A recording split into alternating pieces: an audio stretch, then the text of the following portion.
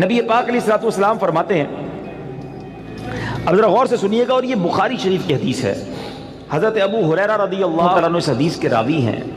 نبی پاک علیہ الصلوۃ والسلام نے فرمایا، کسی عورت سے نکاح کے لیے 4 چیزوں کو مد نظر رکھا جاتا ہے۔ نارملی 4 چیزیں، یہ 4 میں سے کوئی 1-2 چیزیں لوگ دیکھ رہے ہوتے ہیں۔ نمبر 1، اس کا مال، پیسے والی ہے کہ نہیں۔ نمبر 2، حسب نسب، خاندان کیسا ہے۔ نمبر 3، حسن و جمال۔ اور نمبر 4، کچھ لوگ ہوتے ہیں جو دینداری بھی دیکھتے ہیں۔ آقا فرماتے ہیں، تمہاری ناک خاک آلود ہو یا تمہارا ہاتھ خاک آلود ہو، تم دیندار عورت کے حصول کی کوشش کرو۔ یعنی دینداری کو فوقیت دینی چاہیے۔ احادیث کا یہ مضمون بھی ملتا ہے کہ جو کسی عورت سے عزت کے لیے شادی کرے وہ ذلیل کر دیا جاتا ہے، کوئی دولت کے لیے شادی کرے وہ غریب اور فقیر کر دیا جائے گا، اور جو دینداری کے لیے شادی کرتا ہے اللہ اسے عروج، برکت اور خوشیاں عطا فرماتا ہے۔ تو موسٹ پریورٹی، پہلی ترجیح کیا ہونی چاہیے؟ یہ ہے تھوڑا سا مشکل، اصل میں یہ باتیں جو ہے نا نوجوانوں کو سمجھ نہیں آتی۔ جو شادی شدہ ہے نا، یہ شکل و صورت جو ہے نا، یہ اس کی اہمیت بعد میں بہت تھوڑی رہ جاتی ہے۔ آج نوجوان اور لڑکے لڑکیاں ایک امیجنیشن میں ضرور ہوتے ہیں کہ چہرہ کیسا ہو، خوبصورتی کیسی ہو، لیکن شادی کے کچھ عرصے کے بعد چہرے کی وہ اہمیت نہیں ہوتی جو اخلاق کی ہوتی ہے، جو کردار کی ہوتی ہے۔ خوبصورتی ہی سب کچھ نہیں ہے زندگی میں، ایک بات، دل خوبصورت ہونا چاہیے، اس کے اندر اخلاق ہونے چاہیے، اور سب سے مین چیز دینداری ہے۔ اب میں یہاں جو بزرگ بیٹھے ہیں ان سے ایک بات کرنا چاہوں گا کہ چلے یہ تو لڑکوں کی خواہش، لڑکیوں کی بات ہو گئی، ماں باپ کی خواہش کیا ہوتی ہے؟ فیملی ممبر سے پوچھیں، کسی بزرگ سے پوچھیں، بھائی آپ کو اپنے بیٹے کی شادی کرنی ہے، بہو کیسی چاہیے؟ تو وہاں بھی یہی ہوگا، خوبصورت ہو، پڑھی لکھی ہو، سمجھدار ہو، گھر گرستی آتی ہو، خاندان بڑا ہو، بس یہ 4-5 چیزیں۔ آج رشتہ ڈھونڈتے وقت دینداری کون چیک کرتا ہے؟ آپ نے کبھی یہ سوچا؟ اب میں ایک بڑی عجیب بات کرنے جا رہا ہوں، علماء نے کتابوں میں یہ بات لکھی ہے کہ علماء فرماتے ہیں کہ اس نوجوان پر اپنی ہونے والی اولاد کا حق ہے جس کی ابھی شادی نہیں ہوئی۔ جی ہاں، جس کی شادی نہیں ہوئی نا، اس کی اپنی اولاد کا ایک حق ابھی سے اس پر ہے، اور وہ حق کیا ہے کہ وہ اپنی ہونے والی اولاد کے لیے اچھی ماں تلاش کرے، کیونکہ ماں ہی پہلی درسگاہ ہے۔ ماں ہی اچھی نہیں ہے، ماں ہی دیندار نہیں ہے، ماں ہی برے کاموں میں ہے، تو اس کی اولاد کی تربیت کیسی ہوگی؟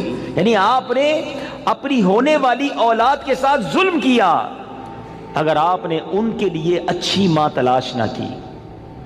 سیدی غوث اعظم رضی اللہ عنہ کی ہم نام کی مالا جپتے ہیں، غوث پاک کے غلام کہلاتے ہیں، سارے تقریباً قادری بیٹھے ہوں گے، ہیں پیرانے پیر کے چاہنے والے ہیں نا۔ غوث پاک کی شان کیا تھی؟ مدرسے میں گئے، قاری صاحب نے کہا پڑھو بسم اللہ الرحمن الرحیم، میرے غوث پاک نے بسم اللہ سے شروع کیا اور 18 پارے زبانی سنا دیے۔ قاری صاحب نے کہا پہلا دن ہے مدرسے میں، پہلے دن تو بچہ بسم اللہ مشکل سے پڑھتا ہے، تم نے زبانی 18 پارے سنا دیے، اور بھی سناؤ۔ کہ اتنی یاد ہے؟ کہ کدھر سے یاد کیے؟ کہ میں جب ماں کے پیٹ میں تھا، میری ماں 18 پاروں کی حافظہ تھی، ماں تلاوت قرآن کرتی تھی، ماں کے پیٹ میں ہی میں نے قرآن یاد کر لیا۔ وہ حافظہ تھی تو بچے کو برکت ملی نا۔ اب جو ماں فلمیں دیکھنے والی، گانے سننے والی، بے پردہ گھومنے والی، نمازیں قضا کرنے والی ہوگی، اس کے پیٹ میں جب بچہ ہوگا تو کیا اثر پڑے گا بچے پر؟ خاتون جنت بی بی فاطمہ، نبی پاک علیہ الصلوۃ والسلام کی شہزادی نے حسنین کریمین کو کیسے پالا ہے؟ یہ جنت کے پھول ایسے ہی نہیں ہیں۔ بی بی فاطمہ جب جھولا جھلاتی تھی تو قرآن کی آیتیں پڑھا کرتی تھی، بچپن سے قرآن سنا ہے حسنین کریمین کے کانوں نے۔ ہمارے بچے کیا سنیں گے اگر ماں دیندار نہ ہوئی؟ صرف خوبصورتی، صرف پیسہ، صرف جہیز۔ نہ کریں ایسا، وہ بچے بھی نہ کریں ایسا، اور ان کے ماں باپ بھی نہ کریں ایسا۔ سب سے پہلی چیز رشتہ کرنے سے پہلے جو دیکھنی ہے وہ اس کا عقیدہ دیکھو، اس کے ایمان کیسا ہے۔ بہت زبردست خوبصورت بھی ہے، پیسہ بھی ہے، جہیز بھی لائے گی، مگر اللہ رسول کے بارے میں عقیدہ اچھا نہیں ہے، اولیاء کے بارے میں کچھ اور سوچتی ہے، غوث پاک کی 11ویں منانے کو شرک سمجھتی ہے، اگر ایسی عورت ہے جو میلاد منانے کو جناب بدعت سمجھتی ہے، اگر ایسی عورت تمہارے گھر میں آ گئی جو صحابہ کرام یا اہل بیت اطہار کے بارے میں برے خیالات رکھتی ہے، بتاؤ نا کس کام کا اس کا پیسہ، کس کام کی اس کی خوبصورتی جو میرے پورے گھر کے عقیدے کو برباد کر کے رکھ دے۔ اس باپ پر تف ہے اور اس نوجوان پر بھی تف ہے کہ جس نے شادی کرتے وقت یہ نہ دیکھا کہ میری ہونے والی جو بیوی ہے اس کا عقیدہ کیا ہے، اور پھر نماز پڑھتی ہے کہ نہیں، پردہ کرتی ہے کہ نہیں۔ ارے اگر بے نمازی اور بے پردہ عورت تمہارے گھر میں آتی ہے تو وہ کیا بچے کی تربیت کرے گی، اور تمہارے آئندہ آنے والی نسلوں کا کیا ہوگا۔ اور اسی طرح جو میری بہنیں مجھے سن رہی ہیں، اور وہ مائیں جو مجھے سن رہی ہیں، وہ والد جو مجھے سن رہے ہیں کہ جو اپنی بچیوں کے لیے رشتہ تلاش کر رہے ہیں، کیا دیکھتے ہیں؟ بچہ دکھتا کیسا ہے؟ ارے بھائی دکھنے میں کمزور ہوگا پھر بھی چلے گا، پیسے کس نے کماتا یہ بتاؤ ہیں؟ خاندان کیسا ہے؟ اچھا پھر ہم 2-3 برائیاں چیک کرتے ہیں، یہ بھی بڑا عجیب معاملہ ہے۔ کیا چیک کرتے ہیں؟ شراب تو نہیں پیتا، جوا تو نہیں کھیلتا، نشہ تو نہیں کرتا، بس یہ 2-3 برائیاں ہی چیک کرنی ہے۔ یقیناً شراب پینا حرام ہے، جوا کھیلنا حرام ہے، نشہ کرنا اچھا نہیں ہے، لیکن نماز نہ پڑھنا کوئی گناہ نہیں ہے، سب سے بڑا گناہ ہے۔ اچھا پھر یہ تینوں چیزیں پتہ ہے کیوں چیک کرتے ہم؟ اپنے دل سے پوچھو، گناہ ہے اس لیے یا لوگوں کو برا لگتا ہے اس لیے؟ خاندان کا نام خراب ہو جائے گا نا، کسی نشئی کو داماد بنا لیا، کسی شرابی کو داماد بنا لیا، اپنی بیٹی کسی جواری کے ہاتھ میں دے دی، لوگ کیا کہیں گے؟ اس لیے اللہ ناراض ہوگا اس کی فکر نہیں۔ اگر اس کی فکر ہوتی تو پہلے یہ چیک کرتے اس کا عقیدہ کیا ہے۔ ایسا بھی ہوا ہے، ہم نے دیکھا ہے کہ اپنے باپ نے اپنی بیٹی کو پردہ کرایا ساری زندگی، اولیاء کرام صحابہ کی محبت گھر میں تھی، اور ایسی جگہ بیٹی بیاہ دی کہ شادی ہونے کے بعد سسرال والوں نے کہا کہ پردہ ختم کرو، ہمیں پردہ اچھا نہیں لگتا، اور خبردار آئندہ اولیاء کرام کا نام لیا۔ اب باپ سر پکڑ کے روتا ہے، پتہ نہیں اپنی بیٹی کدھر دے دی۔ اب خیال آیا تمہیں، پہلے نہیں سوچنا تھا؟ رشتے میں سب سے پہلے عقیدہ ہے، مگر جو کسی کا آقا ہو اس کی تربیت ایسی کی جا رہی ہے تو مجھے بتائیے آج کا ملازم ہمارا غلام تو نہیں ہے نا؟ آج تو ہم نے اس سے ایک وقت کا اجارہ کیا ہے کہ جناب آپ 8 گھنٹے کے لیے میرے پاس آئیں گے اور پرٹیکولرلی یہ کام کریں گے، جو کام دیا میں اس سے وہ کام لے سکتا ہوں، نہ میرا وہ زر خرید غلام ہے، شام کو جا کر وہ کچھ بھی کرے اس کا میرا کوئی کانٹریکٹ ہی نہیں ہے۔ مگر اس کے باوجود جو آج ملازمین کے ساتھ سلوک کیا جاتا ہے، غلام کے ساتھ اچھا سلوک کرنے کا اسلام درس دیتا ہے، تو ملازمین کے ساتھ تو اس سے بڑھ کر اچھا سلوک کرنا ہوگا نا، کیونکہ وہ تو غلام بھی نہیں ہے۔ مگر آج غریب ملازمین کے ساتھ جس طرح بعض لوگ بیہیو کرتے ہیں، میں ایسا نہیں کہتا کہ سارے لوگ کرتے ہیں، ماشاءاللہ کچھ ہم نے دیکھا، چاہے وہ فیکٹری اونرز ہوں یا مالکان ہوں کاروبار کے، وہ بچوں جیسا سلوک کرتے ہیں، اور کرنا بھی یہی چاہیے۔ وہ غریب ہے تو اس کا مطلب یہ نہیں کہ اس کے پاس دل نہیں ہے، اور اسلام ہمیں حقوق بیان کرتا ہے اور ہمارے صحابہ نے اس کو کس طرح امپلیمنٹ کیا۔ اب یہ ایک بات ذہن میں رکھنی ہے، نبی پاک کی ایک حدیث یاد رکھیے گا، میرے آقا علیہ الصلوۃ والسلام فرماتے ہیں من آذا مسلمن فقط آذانی ومن آذانی فقط آذ اللہ، جس نے کسی مسلمان کو تکلیف دی۔ اب اس میں کہیں بھی ایسا نہیں ہے کہ اپنے برابر کے مسلمان کو تکلیف نہیں دینی ہے۔ میں چیمبر آف کامرس کا ممبر ہوں تو کسی چیمبر آف کامرس کے ممبر کو تکلیف نہیں دینی، میں فیکٹری مالک ہوں تو کسی فیکٹری مالک کو تکلیف نہیں دینی، میں ایک ایلیٹ کلاس یا اچھی کلاس کا رہنے والا ہوں تو اپنی طرح کے لوگوں کو تکلیف نہیں دینی۔ یہ مطلقاً حدیث ہے، من آذا مسلمن، ٹھیلے والے کو بھی تکلیف نہیں دینی جو مسلمان ہے، جو جناب میرا ملازم ہے اسے بھی تکلیف نہیں دینی، جو میری فیکٹری کا دروازہ کھولتا ہے مجھے اسے بھی تکلیف نہیں دینی۔ بلکہ میں آپ کو سچ بات بتاؤں، یہ وہ لوگ ہوتے ہیں کہ جن کے ساتھ اچھا سلوک کر کے ہم اپنے رب کو بہت راضی کر سکتے ہیں۔ اب ایک اور واقعہ سنیے، اور سبحان اللہ یہ واقعہ بھی حضرت بلال حبشی ہی سے ریلیٹ کرتا ہے۔ اب آپ ایک اور بات سمجھیے، حضرت بلال حبشی کا بیک گراؤنڈ کیا تھا؟ حبشہ جو ہے وہ ایتھوپیا کو کہتے ہیں، آج کل وہ ملک ایتھوپیا ہے، ٹھیک ہے نا؟ اٹ مینز وہ افریقن تھے، عرب کے اندر ایک افریقن غلام کے طور پر وہ آئے تھے، اور آپ نے بہت ڈیفیکلٹ لائف اسلام کے لیے گزاری۔ جو آپ کا آقا تھا نا امیہ، میں نے وہی کہا کہ باٹ کر لیتے تھے، خرید لیتے تھے، وہ بہت سخت اسلام دشمن تھا. اب امیہ کو جب پتا چلا کہ حضرت بلال مسلمان ہو گئے، اب اس نے حضرت بلال پر مظالم کے پہاڑ توڑ دیے.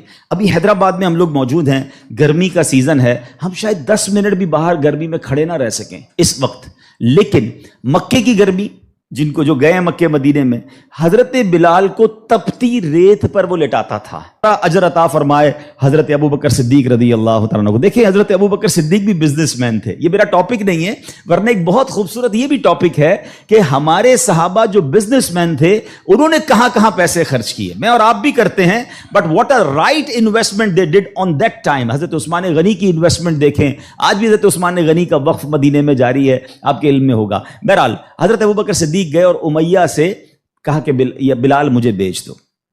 اب امیہ جو تھا نا وہ بڑا شیطان تو تھا ہی، اسلام دشمن تھا. حضرت بلال سے اس کا بغض کی وجہ بھی یہی تھی. تو اس نے مثال کے طور پہ، اس وقت مارکیٹ ریٹ تھا 500 درہم، میں مثال کے طور پر اس نے کہا میں 1000 درہم لوں گا. آپ نے کہا ٹھیک ہے. حضرت ابوبکر کہتے ہیں کہ نہیں اب 2000 لوں گا. سودا ڈن ہونے کے بعد کہتا ہے اب 2000 لوں گا. آپ نے کہا اوکے. کہا 3000 لوں گا. آپ نے کہا اوکے. وہ قیمت بڑھاتا گیا، حضرت ابوبکر صدیق اوکے کرتے گئے. اب ایک پرٹیکولر بڑی بگ اماؤنٹ پر حضرت بلال کی ڈیل ہو گئی. امیہ کہتا ہے اے ابوبکر، میں نے تو تمہارے بزنس کے بڑے چرچے سنے تھے، مجھے تو یہ پتا تھا کہ تم جو ہے بڑے جانچ کر بڑی طریقے سے سودا خریدتے ہو، اتنا مہنگا یہ حبشی غلام خرید لیا. حضرت ابوبکر کے تاریخی الفاظ سنے. وہ کہتے ہیں امیہ تمہیں کیا معلوم بلال کی قیمت کیا ہے، تم اس سے زیادہ مانگتے میں اس سے زیادہ تمہیں دیتا. اللہ اکبر. رقم دی حضرت بلال کو لے کر نبی پاک کے پاس. اب ذرا سنیے گا، جب نبی پاک نے حضرت بلال کو دیکھا نا، کہا حضرت ابوبکر کہتے ہیں یا رسول اللہ بلال حاضر ہے، بلال کو آزاد کروا کے لایا ہوں. نبی پاک فرماتے ہیں اے ابوبکر، بلال کو خریدنے میں جتنے پیسے خرچ کیے تھوڑے پیسے میرے بھی اس میں شامل کر لو. اتنا پیار. اور حضرت بلال کے اس بیوٹیفل ڈیل میں حضرت ابوبکر نے کہا حضور میرا سب کچھ آپ ہی کا تو ہے، اگر میں نے کچھ خرچ کیا تو حضور یہ سب آپ کا ہے. اب حضرت بلال کا یہ بیک گراؤنڈ تھا، یاد رکھیے گا. اب مکے میں بڑے بڑے سردار بھی مسلمان ہوئے. آپ سب کو یاد ہونا چاہیے اسلامی تاریخ کا ایک ٹرننگ پوائنٹ تھا، اور وہ ٹرننگ پوائنٹ تھا فتح مکہ. ٹھیک ہے نا. فتح مکہ سے پہلے 10,000 لوگ مسلمان ہوئے. میں تھوڑا سا 1-2 منٹ میں تھوڑا سمرائز کر دوں تاکہ آپ میرے ساتھ اور انوالو بھی ہو جائیں، اور یہ تاریخ پتہ ہونی چاہیے. فتح مکہ ہوتی ہے 10 ہجری میں. 10 ہجری کا مطلب 8 ہجری میں، معاف کیجیے گا، فتح مکہ ہوتی ہے 8 ہجری میں. 8 ہجری کا مطلب ہے کہ نبی پاک علیہ الصلوۃ والسلام نے جو 40 سال کی عمر میں اسٹرگل آف اسلام شروع کی، اس کے 13 سال مکے میں گزارے، 8 سال مدینے میں گزارے. 13 اور 8 کتنے ہو گئے؟ 21 سال. 21 ایئرز میں 10,000 مسلمان ہوئے تھے. سمجھ رہے بات کو؟ اور اب کانکر ہوتا ہے مکہ. جب مکہ فتح ہوا اور تمام مظالم کرنے والے لوگ موجود تھے، سرداران مکہ موجود تھے، اور ان کو پتا تھا آج ہمارے تکہ بوٹی کر دیے جائیں گے، آج ہمارے سر قلم کر دیے جائیں گے، کیونکہ ہم نے تو اتنا ستایا ان کو، مکہ چھوڑ کے مدینے جانا پڑا. مگر اینڈ آف دا ڈے جو نبی پاک کا شاندار فیصلہ تھا کہ آپ نے سب کو معافی کا اعلان فرما دیا. یہاں تک کہ صحابہ کرام کی جن پراپرٹیز پر مکے کے کفار نے قبضہ کر لیا تھا، میرے آقا نے کہا وہ پراپرٹیاں بھی تمہیں ہم واپس نہیں لیں گے، وہ بھی تمہاری ہو گئیں. اس معافی کا فائدہ کیا ہوا یہ سمجھنا بہت ضروری ہے کہ 10,000 مسلمان ہیں 21 سالہ کوشش میں. اور سن 10 ہجری میں آفٹر 2 ایئرز جب میرے آقا فتح مکہ کے بعد حج فرماتے ہیں، جس کو ہم حجۃ الوداع کہتے ہیں، اور خطبہ حج کے موقع پر میدان عرفات میں 1,24,000 صحابہ کرام ہوتے ہیں. معافی کا فائدہ دیکھ رہے ہیں؟ ہم کہتے ہیں بدلہ لوں گا، دشمنی چلے گی، نسل در نسل چلے گی، مٹا کے رکھ دوں گا، چھوڑوں گا نہیں. لڑائی کر کے دیکھ لو یا معاف کر کے دیکھ لو. ایک معافی نے اسلام کو کہاں پہنچایا؟ 10,021 سالوں میں. اور معافی کے بعد ودن 2 ایئرز 1,24,000 صحابہ کہاں موجود ہیں؟ عرفات کے میدان میں موجود ہیں. اینڈ فرام دیٹ ڈے، ایک اور بات، ہسٹری پڑھیے اسلام کی، فتح مکہ کے بعد اسلام نے جو ٹیک آف کیا ہے، آج تک اسلام پیچھے نہیں گیا. 200 کروڑ مسلمان ہیں آج دنیا میں. یہ فیضان ہے فتح مکہ کے اس اعلان کا، لا تثریب علیکم اليوم، آج تم سب آزاد ہو، تم سے کوئی سوال نہیں ہوگا. اور اس کے بعد سے اسلام کو جو عروج ملا. لیکن بھائی تربیت کا ٹائم تھا نا. جب یہ فتح مکہ ہو گیا نا تو پیارے آقا علیہ الصلوۃ والسلام نے مکے کی چابی، کعبے کی چابی ملی، اور اب کعبے کی چھت پہ اذان دینی تھی، یعنی ایک طرح سے یہ ایک وکٹری کا اعلان تھا۔ تو نبی پاک نے کس کو کہا؟ حضرت بلال کو کہا کہ ایک بلال جاؤ اور کعبے کی چھت پہ اذان دو۔ اب جو سرداران مکہ تھے نا، وہ کہتے ہیں یار ہم اتنے بڑے بڑے سردار، اتنی بڑی فیملی سے تعلق رکھنے والے ہیں، اتنا پیسہ ہمارے پاس، اتنے بڑے قبیلے کے سربراہ، اور آج اتنے عظیم موقع پر جو فتح مکہ کے بعد اذان دینے کا موقع، وہ بھی کعبے کی چھت پر، وہ کس کو دیا جا رہا ہے؟ ایک حبشی غلام کو۔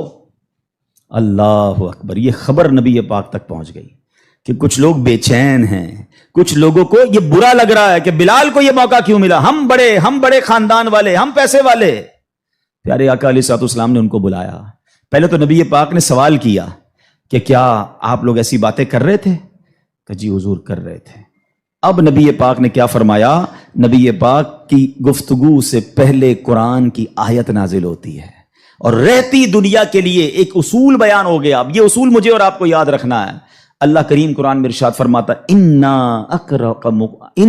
اکرمکم عند اللہ اتقاکم، فرمایا بے شک اللہ کے یہاں تم میں زیادہ عزت والا وہ ہے جو تم میں زیادہ پرہیزگار ہے۔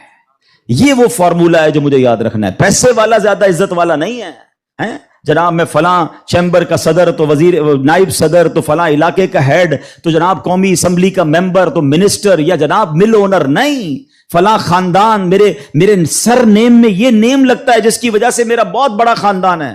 قرآن نے فیصلہ کر دیا ہے ان اکرمکم عند اللہ اتقاکم، اللہ کے نزدیک عزت والا وہ ہے جو زیادہ پرہیزگار ہے۔ وہ میرا ملازم بھی ہو سکتا ہے، وہ میرا خان سما بھی ہو سکتا ہے، وہ میرا غریب رشتہ دار بھی ہو سکتا ہے، وہ باہر ٹھیلا لگانے والا بھی ہو سکتا ہے، اگر وہ اللہ کی بارگاہ میں پرہیزگار ہے وہ سب سے زیادہ، ہم سب سے زیادہ عزت والا ہے۔ اور یہی اسلام کا حسن ہے۔ اچھا مزے کی بات یہ ہے، ایک طرف تو یہ حسن ہم پریکٹیکلی بھی پریکٹس کرتے ہیں۔ مثال کے طور پہ بعض اوقات آفس میں نماز کا ٹائم ہو گیا اور ہمارے کسی ملازم میں کوئی باشرہ ہے یا حافظ صاحب ہے یا اچھا تلاوت کرنے والا ہے، ہم اس کو کہتے ہیں حضرت آپ نماز پڑھا دیں۔ بالکل اچھی بات، یہ تو اعلان ہے نا کہ بھائی آپ سیٹ ہیں، آپ پیچھے ہیں، اور امامت کون کر رہا ہے؟ ایک نارمل سا انسان ہے، لیکن وہ عبادت گزار ہے، اس کو قرآن آتا ہے، مگر صرف نماز کی حد تک۔